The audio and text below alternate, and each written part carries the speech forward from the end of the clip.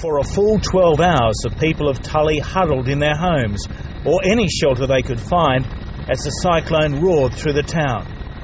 It disintegrated around them. Street by street, the images tell the story. Amid the wreckage of homes and businesses, trees plucked out of the ground or stripped bare by the gale force winds. Oh, terrible. Terrible. Never seen anything like it in my life. I've been through Winifred and Larry, and all the forecasts were very good, and they let us know it was going to be pretty terrible, and it lived up to what the expectations they had. Outside town, the disastrous sight of flattened banana crops. Most of Australia's bananas are grown here, and the crop destruction is on a scale of that of Cyclone Larry 5 years ago. As the cyclone swept across the farming land to Tully, it left coastal communities in ruin. At Port Hinchinbrook, a marina, now a multi-million-dollar junkyard. Boats smashed together by the force of the wind and the storm surge.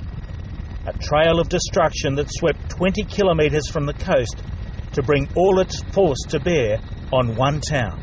Here in Tully, which felt the full force of the cyclone, what's remarkable is that there isn't even more damage to the buildings here.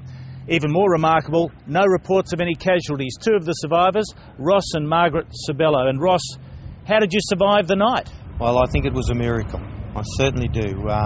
As the full force took over and we had to come down and shelter, the roller door blew out, and the only safe refuge then was in a vehicle. So yes, I think it was sheer luck more than anything. So you spent the entire night in the vehicle? Yes, we did, and we even had to change vehicles because the rear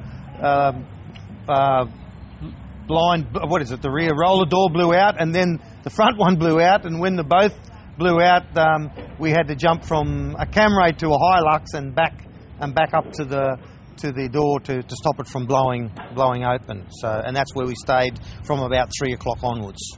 How terrifying was the wind? Very, very terrifying, very noisy, and we could hardly hear ourselves, hear each other talking, and it was just so loud. Frightening, terrible. I don't want to go through that again, ever. Well, were there moments there, Margaret, whether you wondered whether you get out of it alive? Yes, a couple of times, yeah.